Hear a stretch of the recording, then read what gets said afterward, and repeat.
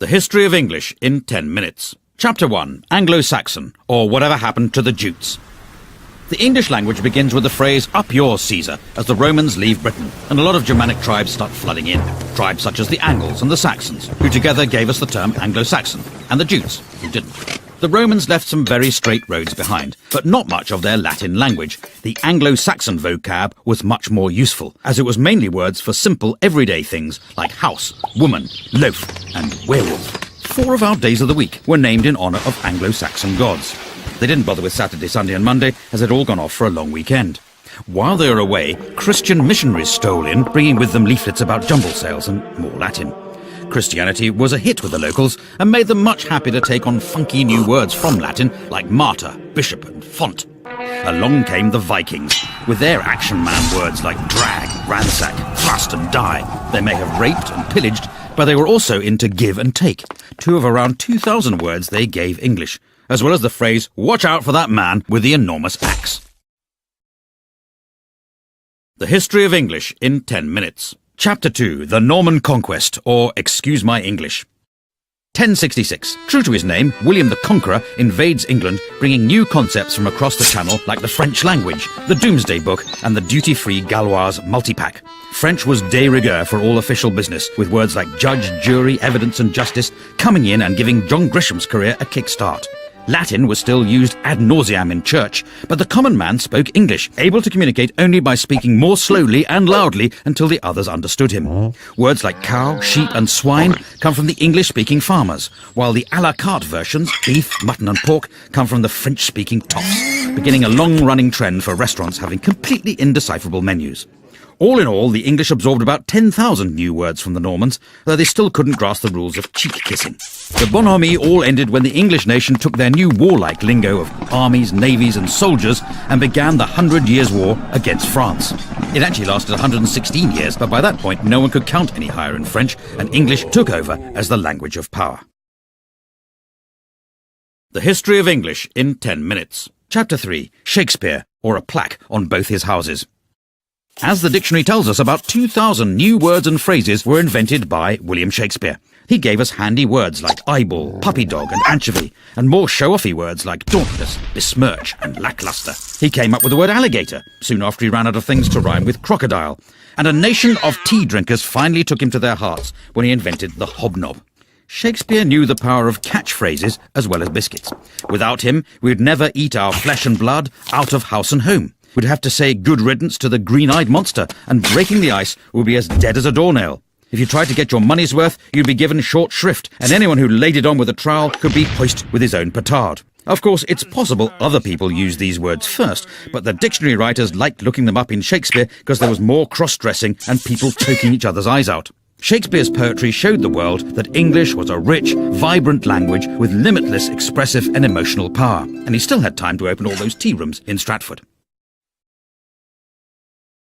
The History of English in 10 minutes. Chapter 4. The King James Bible, or Let There Be Light Reading.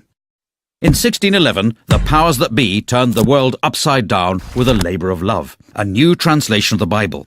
A team of scribes with the wisdom of Solomon went the extra mile to make King James' translation all things to all men, whether from their heart's desire to fight the good fight, or just for the filthy lucre. This sexy new Bible went from strength to strength, getting to the root of the matter in a language even the salt of the earth could understand. The writing wasn't on the wall, it was in handy little books, with fire and brimstone preachers reading it in every church. Its words and phrases took root to the ends of the earth, or at least the ends of Britain. The King James Bible is the book that taught us that a leopard can't change its spots, that a bird in the hand is worth 2 in the bush, that a wolf in sheep's clothing is harder to spot than you would imagine, and how annoying it is to have a fly in your ointment. In fact, just as Jonathan begat Meribal, and Meribal begat Micah, the King James Bible begat a whole glossary of metaphor and morality that still shapes the way English is spoken today. Amen. The History of English in 10 minutes. Chapter 5. The English of Science, or How to Speak with Gravity. Before the 17th century, scientists weren't really recognised, possibly because lab coats had yet to catch on. But suddenly Britain was full of physicists. There was Robert Hooke, Robert Boyle, and even some people not called Robert, like Isaac Newton. The Royal Society was formed out of the Invisible College, after they put it down somewhere and couldn't find it again.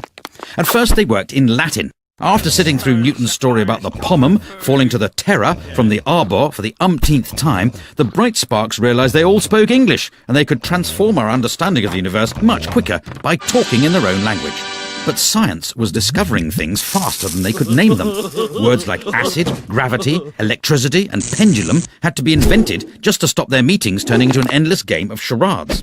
Like teenage boys, the scientists suddenly became aware of the human body, coining new words like cardiac and tonsil, ovary and sternum. And the invention of penis and vagina made sex education classes a bit easier to follow, though clitoris was still a source of confusion. The History of English in 10 minutes. Chapter 6. English and Empire, or the sun never sets on the English language. With English making its name as the language of science, the Bible and Shakespeare, Britain decided to take it on tour, asking only for land, wealth, natural resources, total obedience to the crown, and a few local words in return. They went to the Caribbean looking for gold and a chance to really unwind, discovering the barbecue, the canoe, and a pretty good recipe for rum punch. They also brought back the word cannibal to make their trip sound more exciting. In India, there was something for everyone. Yoga to help you stay in shape while pretending to be spiritual. If that didn't work, there was the cummerbund to hide the paunch. And if you couldn't even make it up the stairs without turning crimson, they had the bungalow. Meanwhile, in Africa, they picked up words like voodoo and zombie, kicking off the teen horror film. From Australia, English took the words nugget, boomerang, and walkabout, and in fact the whole concept of chain pubs.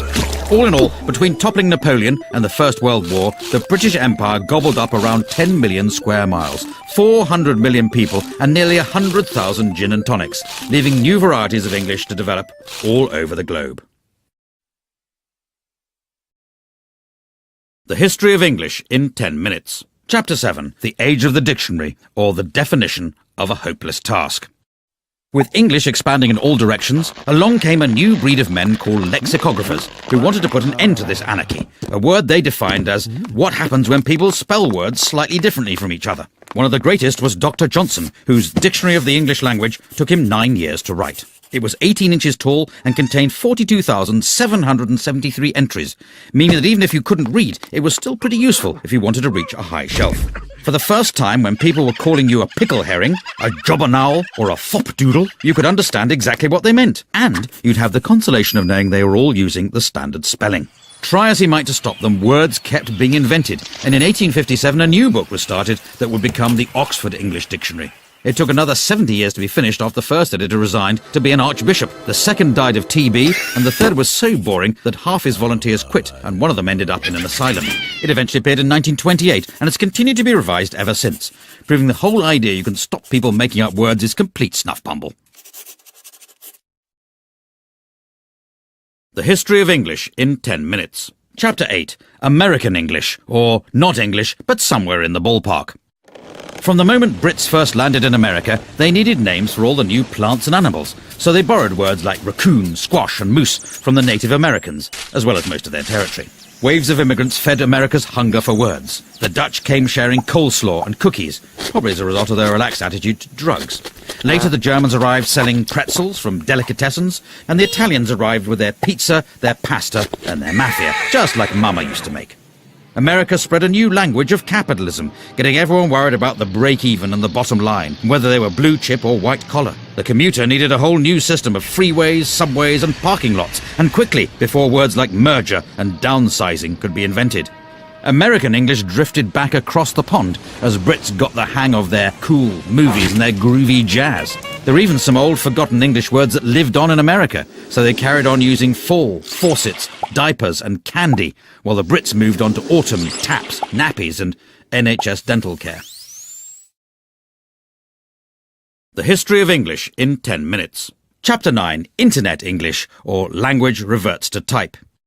In 1972, the first email was sent. Soon the internet arrived, a free global space to share information, ideas, and amusing pictures of cats. Before the internet, English changed through people speaking it, but the net brought typing back into fashion and hundreds of cases of repetitive strain injury. Nobody had ever had to download anything before, let alone use a toolbar, and the only time someone set up a firewall, it ended with a massive insurance claim and a huge pile of charred wallpaper. Conversations were getting shorter than the average attention span. Why bother writing a sentence when an abbreviation would do and leave you more time to blog, poke and reboot when your hard drive crashed? in my humble opinion, became IMHO. By the way, became BTW, and if we're honest, that life-threatening accident was pretty hilarious, simply became fail. Some changes even passed into spoken English. For your information, people frequently ask questions like, how can LOL mean laugh out loud and lots of love? But if you're going to complain about that, then UG2BK. The History of English in 10 minutes. Chapter 10. Global English, or whose language is it anyway? In the 1500 years since the Romans left Britain, English has shown a unique ability to absorb, evolve, invade, and if we're honest, steal. After foreign settlers got it started, it grew into a fully fledged language all of its own, before leaving home and travelling the world, first via the high seas, then via the high-speed broadband connection, pilfering words from over 350 languages and establishing itself as a global institution. All this despite a written alphabet that bears no correlation to how it sounds and a system of spelling that even Dan Brown couldn't decipher. Right now, around 1.5 billion people speak English. Of these, about a quarter are native speakers, a quarter speak it as their second language, and half are able to ask for directions to a swimming pool. There's Hinglish, which is Hindi English, Chinglish, which is Chinese English, and Singlish, which is Singaporean English, and not that bit where they speak in musicals. So in conclusion, the language has got so little to do with England these days, it may well be time to stop calling it English. But if someone does think up a new name for it, it should probably be in Chinese.